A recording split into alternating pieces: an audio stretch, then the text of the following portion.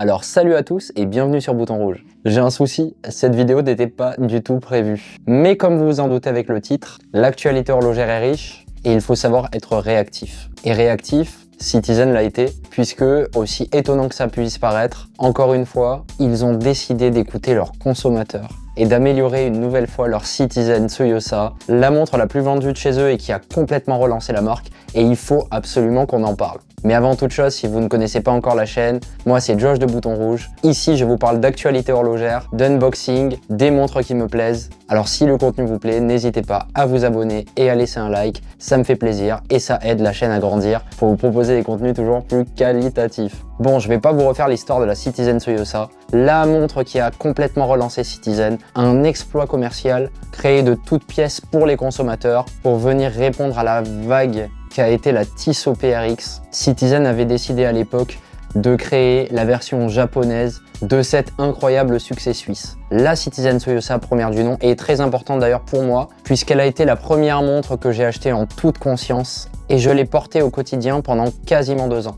Aujourd'hui, je m'en suis séparé, mais c'est une montre qui a toujours une place très importante dans mon cœur. D'ailleurs, si tu veux en savoir plus sur où est née ma passion pour l'horlogerie, n'hésite pas à le préciser en commentaire. Si le sujet t'intéresse, je pourrais faire une vidéo dessus. Comme je disais, je ne vais pas m'attarder sur l'histoire de la Citizen Tsuyosa, il y a déjà suffisamment de vidéos à son sujet, notamment celle d'Oromax que je vous mettrai dans la description. Notre cher Olivier évoque déjà quasiment tous les modèles existants, donc ne vous inquiétez pas, le travail est déjà suffisamment bien fait. Devant le succès grandissant de ces Citizen Tsuyosa, la marque Nippon avait décidé de créer des variantes encore plus intéressantes, notamment pour améliorer le mouvement, avec la Citizen Tsuyosa Small Seconds, qui avait pour particularité d'avoir un cadran guilloché. Le problème de cette montre, et sur les reviews on peut très bien le voir, c'est que le bracelet intégré ne s'affinait pas et donc restait un petit peu trop large, notamment au niveau de la fermeture. Embêtant pour un bracelet qui ne peut par définition pas être enlevé.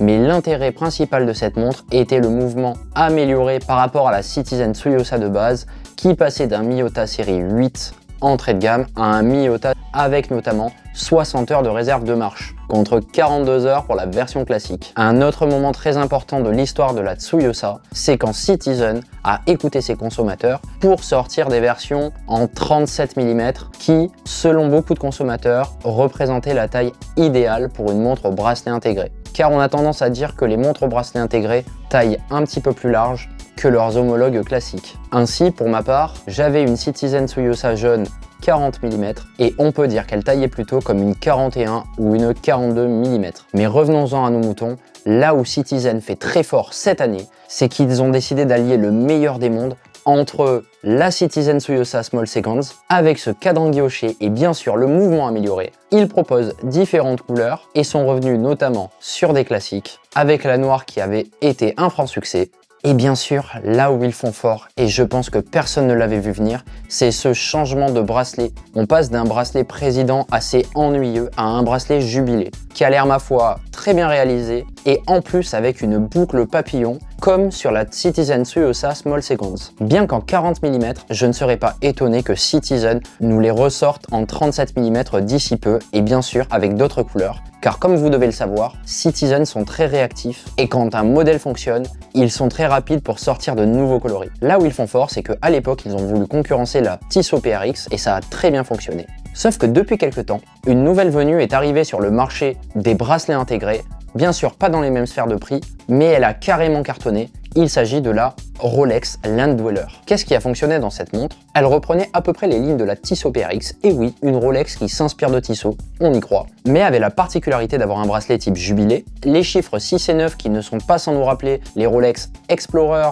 et les Rolex Air King, une date avec un cyclope, une lunette cannelée, et bien sûr, le clou du spectacle, c'est ce cadran en nid d'abeille. Bien qu'énormément décrié parce que certains ont pensé que Rolex ne faisait pas d'efforts, cette montre a tout de même eu un succès commercial et depuis quelques temps, on voit plein de copies chinoises naître sur les AliExpress et consorts. Et voilà où je voulais en venir, Citizen a compris qu'il fallait faire évoluer ses montres en fonction de ce que voulaient ses consommateurs. C'est ainsi qu'est née la Tsuyosa 60 pour 60 heures de réserve de marche. Disponible en 3 coloris et à 3 prix différents, la Citizen Tsuyosa 60 présente, comme je vous le disais, ce bracelet jubilé, un cadran guilloché, un mouvement Miyota doté de 60 heures de réserve de marche, une boucle papillon Pratique pour ceux qui trouvent que les boucles classiques sont fragiles. Et bien sûr, comme ils nous ont écouté, ils ont remis une couronne un petit peu plus sortante du boîtier afin de pouvoir la manipuler avec moins de problèmes. La version noire est disponible au prix de 379 €. Oui, ils ont enfin augmenté leur prix, mais avec l'amélioration du mouvement, cette fois-ci, c'est justifié. Vous pouvez également l'avoir en biton acier et doré, ce qui rappelle franchement une Rolex, surtout avec ce cadran vert sapin. Moi j'aime beaucoup. Et bien sûr, une version complètement dorée avec un cadran bleu foncé qui va venir sublimer le boîtier et le bracelet. Je la trouve magnifique. Elles sont respectivement à 399 € et 429 €. Alors, est-ce que ces nouveaux prix les rendent toujours pertinentes? Les Tsuyosa commencent à coûter une certaine somme, surtout ces nouveaux modèles. Cependant, Citizen est très réactif et on a eu l'habitude de voir avec les anciens modèles que les prix avaient vite tendance à chuter. Et ne vous inquiétez pas, d'ici peu, ces nouvelles Citizen risquent d'être très abordables chez les revendeurs agréés. Ainsi, à ce prix-là et défiant toute concurrence, je crois que Citizen a pris le meilleur des deux mondes entre la Tsuyosa Small Seconds et la Tsuyosa classique, les a mélangés ensemble en prenant quelques inspirations de chez Tissot et de chez Rolex pour proposer à un prix encore très contenu une montre qui n'a pas d'équivalent dans ces gammes de prix. Merci à tous d'avoir regardé cette vidéo d'actu, j'espère qu'elle vous a plu. Si c'est le cas, n'hésitez pas à vous abonner et à laisser un like. Et si cette vidéo ne vous a pas suffi, je vous laisse avec celle-ci ou encore celle-là. Merci à tous et à plus tard sur ces vidéos. C'était Bouton Rouge, fin de transmission.